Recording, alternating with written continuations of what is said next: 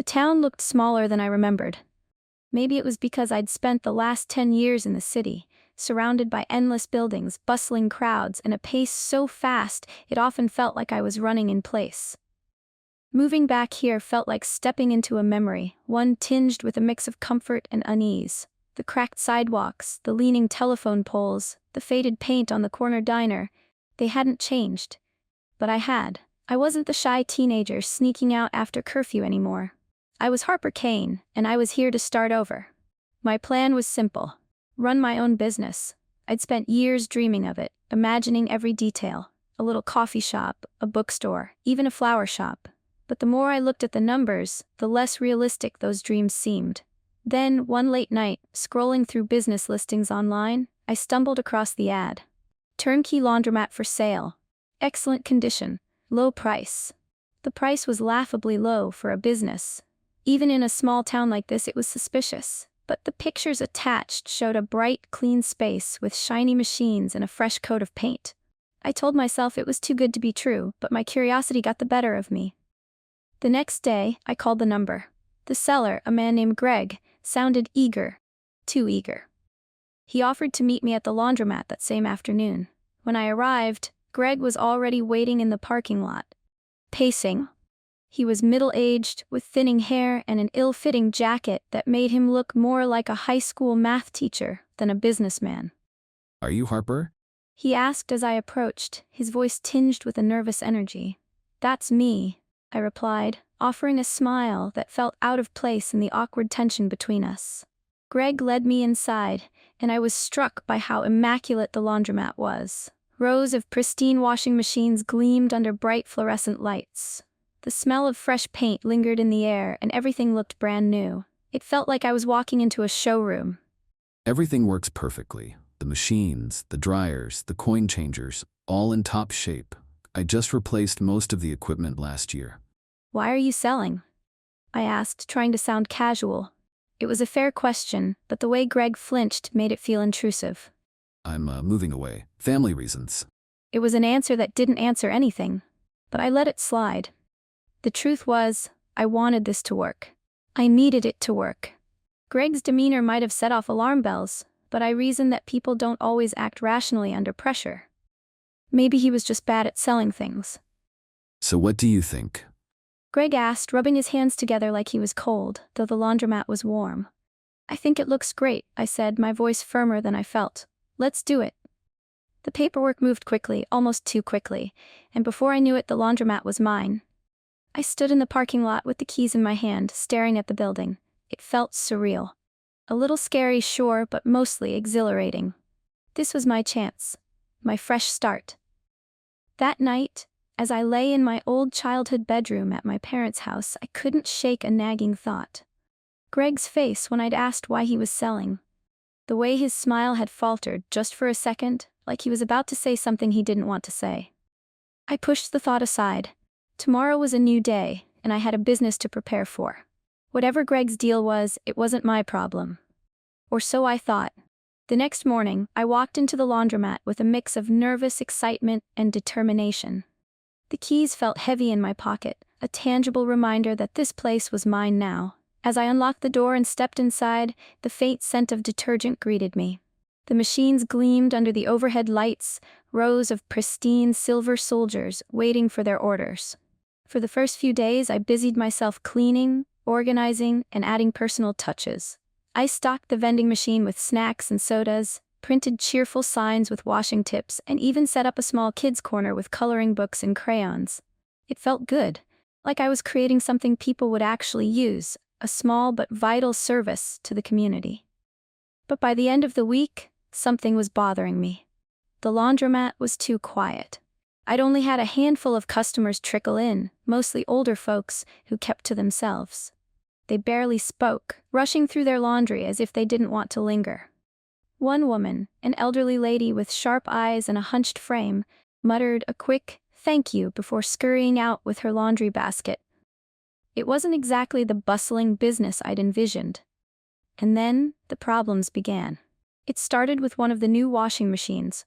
A sleek, state-of-the-art model I was proud to offer.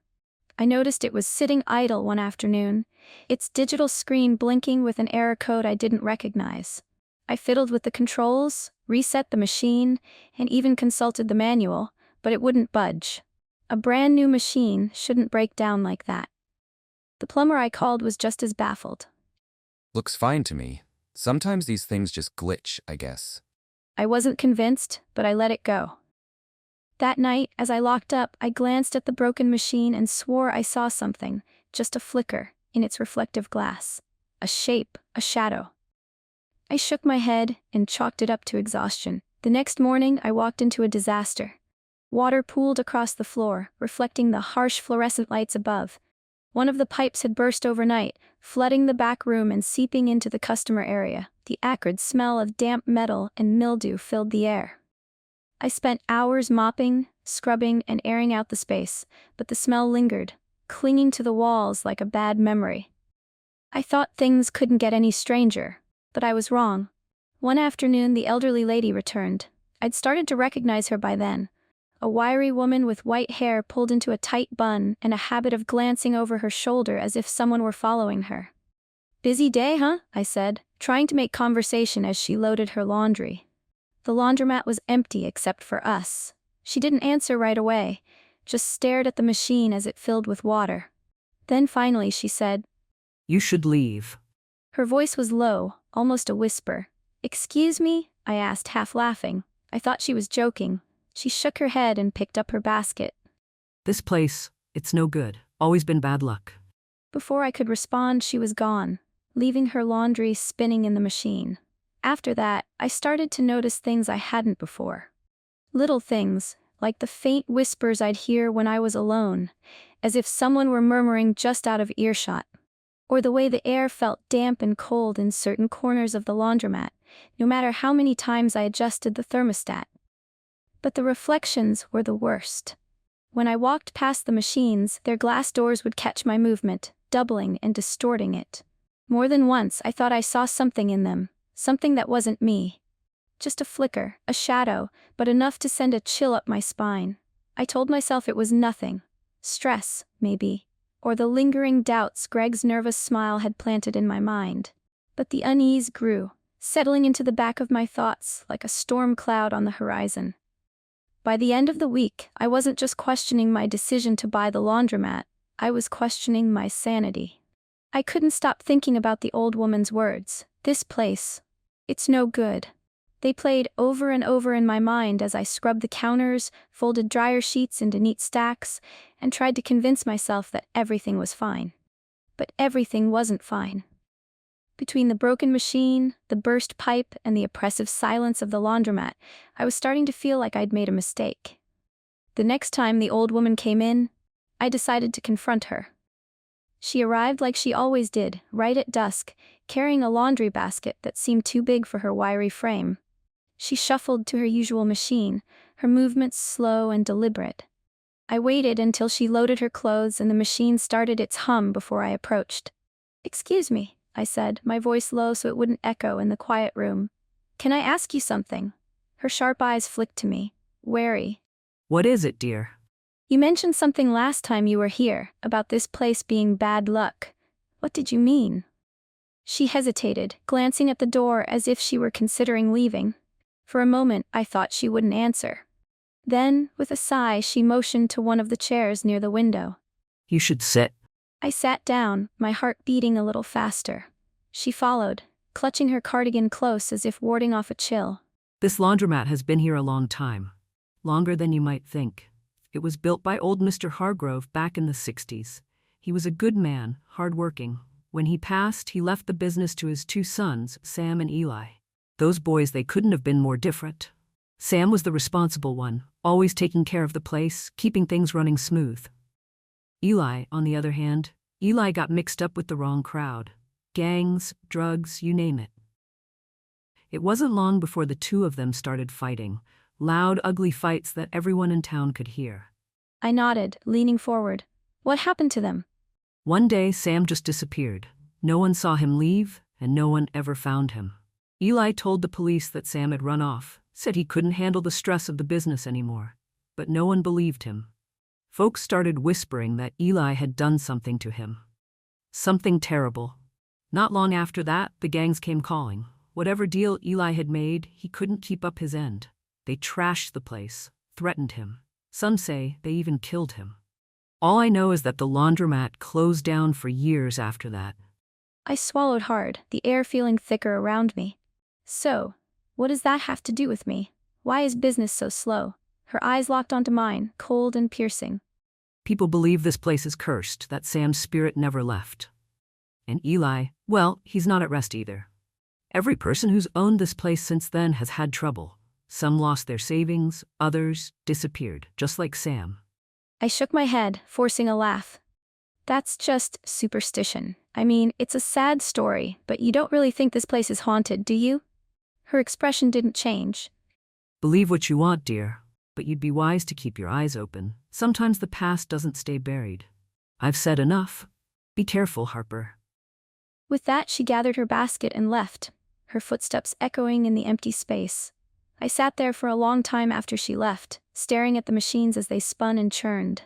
Her story was ridiculous, I told myself. Ghosts, curses, those were things you read about in campfire tales, not real life. But as I locked up that night, I couldn't shake the feeling that I was being watched. Maybe it was just my imagination, or maybe it wasn't. Mrs. Calhoun's story refused to leave me alone. Her words replayed in my mind like a scratched record, looping over and over. I told myself I didn't believe in curses or ghosts, but the unease gnawed at me like a splinter I couldn't pull out. If I wanted peace of mind, I needed answers. That's how I found myself in the laundromat's back office late one night, armed with a cup of stale coffee and a determination to figure out what had really happened here.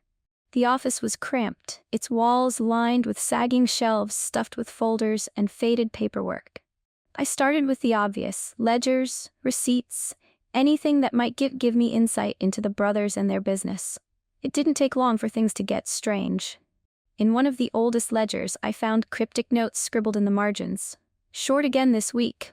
Where's the money? Eli says he'll handle it. Should I trust him? And finally, something doesn't feel right. Need to lock the safe. The handwriting was jagged, almost frantic. My stomach tightened as I flipped through the pages, seeing the same story repeated in numbers and scribbles. Money had been disappearing for months. Stolen, mismanaged, or worse. Sam must have known something was wrong. But there were no more notes after that final ominous line. Tucked at the back of the ledger was an envelope, yellowed with age. Inside were several newspaper clippings. The first was about local gang activity in the area during the 1970s, naming Eli as a suspected associate. Another detailed the unexplained disappearance of Samuel Hargrove, with a grainy photo of him staring somberly at the camera. The last was an obituary for Eli, who had been found dead in the laundromat. The cause of death was listed as unknown, but the article hinted at foul play. I leaned back in the chair, the weight of the story pressing down on me. No wonder Mrs. Calhoun and the others were afraid of this place. It wasn't just superstition. There was real tragedy here, layers of it, woven into the walls. I glanced up at the wall in front of me. A framed photo of the brothers hung there, slightly crooked. I hadn't noticed it before. Both men looked stiff and formal, standing side by side in front of the laundromat. Eli's face bore a shadow of a smirk, while Sam's expression was somber, almost sad. As I reached out to straighten the frame, it fell. The crash made me jump and my coffee spilled across the desk. Cursing under my breath, I bent to pick up the photo. That's when I saw it. In the corner of the picture, behind the brothers, was a figure. It was faint, almost a blur, but unmistakable, a shadowy form, taller than either man, with no discernible features. My hands trembled as I held the frame, my pulse racing. I told myself it was just a trick of the light, a flaw in the old photo. But deep down, I knew better. The air in the office felt heavier as I set the photo aside and returned to my search. I couldn't shake the feeling that I wasn't alone. The fluorescent light overhead flickered, a brief stutter that made my breath catch. Then it happened again. And again. Just an old bulb, I muttered, trying to convince myself. Suddenly the hum of the machines in the main room roared to life. One by one, I heard them whirring, their drums spinning at full speed. My heart leapt into my throat. I was alone. No one else should be here. Slowly, I crept to the doorway and peeked into the laundromat. Every machine was running. Lights blinked on their control panels, and the rhythmic clunk of spinning metal filled the air. I stood frozen, unsure of what to do. Then I heard it, the whispers. Faint and indistinct, they seemed to come from everywhere at once. I strained to catch the words, but they eluded me, slipping through the air like smoke. "Hello?" I called out, my voice trembling. The whispers stopped, and then the cries began. Muffled and desperate, they seemed to come from inside the machines. I stepped closer, my skin crawling with cold sweat. One machine in particular caught my attention, the broken one that hadn't worked since I bought the place. Its door was fogged, but as I leaned in, I saw something moving inside. A shadow shifted, pressing against the glass for just a moment before vanishing. I stumbled back, my pulse pounding in my ears. Behind me, a sharp noise cracked through the air. I spun around and saw the photo of the brothers lying on the floor where I'd left it. But now, the glass was shattered, the jagged edges framing their faces like a warning. I didn't sleep that night. Every creak of the floorboards, every groan of the wind outside, felt like a threat. I told myself I'd imagined it all, that it was just my mind playing tricks on me. But deep down, I knew the truth. The laundromat wasn't just haunted by memories. Something darker lingered here, and it wasn't going to let me go so easily. I told myself I wasn't going back to the laundromat after dark. Not after what I'd seen in the machines and that photo of the brothers. But curiosity, no, something stronger, something insistent, pulled me back. If I wanted answers, I had to keep digging. I armed myself with a flashlight, a thermos of coffee, and a growing sense of dread. The laundromat was deathly quiet when I unlocked the door. The air felt heavy, almost suffocating, and the smell of damp metal lingered despite my best efforts to clean it up. I locked the door behind me, flipped on the lights, and made my way to the office. I needed to figure out what the brothers were hiding, and why it still seemed to linger here. I'd barely opened the first file when the machines roared to life. The sudden sound made me jump, my flashlight clattering to the desk. I ran to the main room, where every washing machine was spinning, their drums clanging violently as if they were trying to break free. The fluorescent lights overhead flickered wildly, casting the room in bursts of eerie light and shadow. "Stop," I shouted, though I had no idea who or what I was yelling at. My voice felt swallowed by the chaos. Then the pipes burst. Water sprayed from the walls, gushing onto the floor and pooling around the machines. The puddles spread unnaturally fast, snaking toward me like living things. I stumbled backward, my boots splashing as the cold water reached my ankles. The temperature in the room dropped sharply, and my breath came out in visible puffs. That's when I saw him. A shadowy figure stood at the far end of the room, barely illuminated by the flickering lights. He was tall and broad, his features murky but unmistakable. His eyes, or the hollow voids where his eyes should have been, locked onto mine. My heart pounded so hard I thought it might burst. "Eli?" I whispered, the name escaping before I could stop it. The figure didn't respond, but he took a step closer. Then another. His movements were jerky, like a puppet on invisible strings. I couldn't move, couldn't breathe. My legs felt rooted to the floor, the water lapping at my calves now. And then the world shifted. It started with a sharp, ringing sound, like a bell struck inside my skull. The laundromat dissolved around me, replaced by a dimly lit scene that felt both real and unreal. I was in the same room, but it wasn't my laundromat. The walls were bare concrete, and the machines were older, rusted relics of another time. Two men stood in the center of the room, shouting at each other. One was Sam. I recognized him from the photo. His face was pale, his expression a mix of anger and fear. Eli loomed over him, his features twisted with rage. "You think you can just walk away?" Eli spat, his voice echoing unnaturally. "After everything I've done for us?" "This isn't for us," Sam shot back. "It's for you. I'm done cleaning up your messes." Eli's hand shot out, grabbing Sam by the collar. The next moments blurred into chaos, a flash of steel, a strangled cry, and then silence. Sam crumpled to the floor, blood pooling beneath him. I wanted to scream, to look away, but I couldn't. I was trapped, forced to watch as Eli dragged Sam's lifeless body toward a trapdoor in the corner of the room. He opened it, revealing a dark, yawning void, and shoved his brother's body inside. The vision shifted again. This time, Eli was alone, pacing the room. His face was gaunt, his movements frantic. A man stepped out of the shadows, a gang member, his face hard and cruel. "You're out of time," the man said, his voice cold.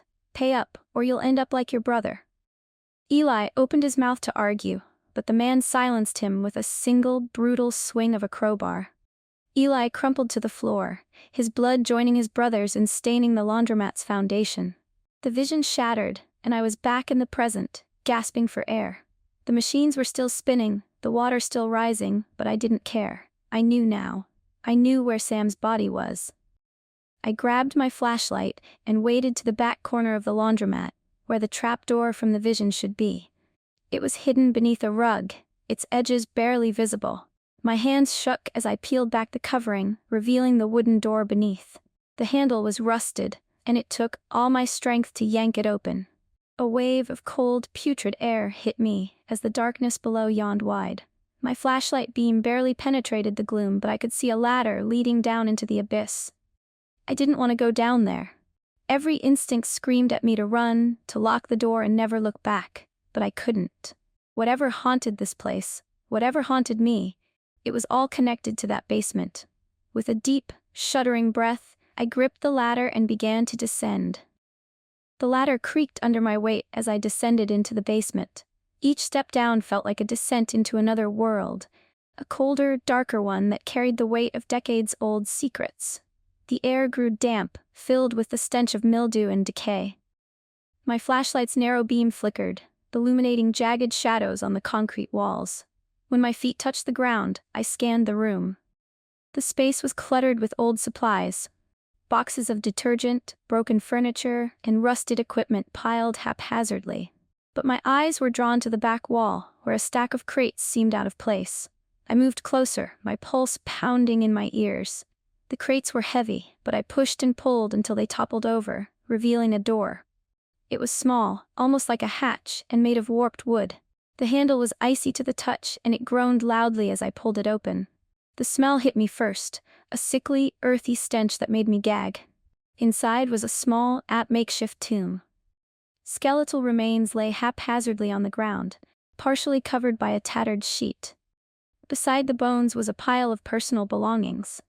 I stood frozen in front of the hidden tomb, the beam of my flashlight trembling as it illuminated the skeletal remains. My heart thudded in my chest as I tried to process what I was seeing.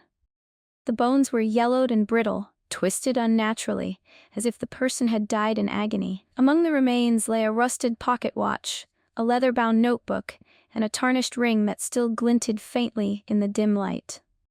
This was Sam. The realization hit me like a tidal wave. The missing brother had never left the laundromat. His life had ended here in the cold dark, and he'd been buried like a secret meant to stay hidden forever. As I crouched to pick up the notebook, the temperature in the room plummeted. My breath misted in the air, and a low, guttural sound filled the basement, a mix of a groan and a growl. I turned, my flashlight sweeping across the room, and froze. There he was. The spirit of the murdered brother stood before me, his form translucent but solid enough to make my blood run cold. His face was a contorted mask of rage, his hollow eyes fixed on mine. He raised a hand, pointing accusingly at the hidden tomb, then at me. "You know." The words were a whisper, barely audible, but cutting through the silence like a knife. I'm sorry," I stammered, stepping back. "I didn't know, I'm trying to help." The spirit surged forward, and the flashlight flew from my hands as an icy force knocked me to the ground. Images flooded my mind: Eli's betrayal, Sam's final moments, the gang's threats. The weight of Sam's anguish and fury pressed down on me, leaving me gasping for air. Somehow, through the panic, I pieced it together. Sam wasn't just angry, he was trapped. His unfinished business had anchored him to this place, his spirit unable to move on until justice was served. I scrambled to my feet, my hands trembling as I opened the notebook. The pages were fragile but still legible, filled with Sam's careful handwriting. One entry stood out. "Eli's dealings are getting worse. He's taking money from the business to pay them off. I don't know how much longer I can keep this up. If something happens to me, let the truth be known." It was the key. Sam had known his life was in danger, and this notebook was his way of ensuring the truth wouldn't die with him. "I'll tell them," I whispered. I'll make sure everyone knows what happened to you." The spirit stilled, his form flickering like a candle in the wind. The rage in his expression softened, replaced by something that looked almost like relief. Then, with one final, piercing gaze, he vanished. The basement fell silent, the oppressive chill lifting, as if a weight had been removed from the air. The rest of the night passed in a blur. I called the police, who arrived at dawn. They cordoned off the area, their faces grim as they examined the remains and the notebook. By evening, the laundromat was swarming with reporters, the story of betrayal and murder spreading like wildfire. The discovery unearthed long-buried truths about the gang's influence in the town and Eli's downfall. Sam's story was finally heard, his name cleared in the eyes of the community. In the weeks that followed, something shifted. The laundromat, once cursed and desolate, began to thrive. Customers returned, no longer afraid of the stories that had kept them away for so long. But I couldn't shake the memory of that night. The image of Sam's spirit, his hollow eyes, and the weight of his pain. I still own the laundromat. Business is good, better than I ever expected, but the shadows of the past linger. Late at night, when the machines hum softly and the air feels a little too still, I think of Sam. I hope he's at peace now, free from the prison his brother created. And sometimes, when I catch a faint chill in the air, I wonder if he's still watching over the place, ensuring no one else suffers the same fate.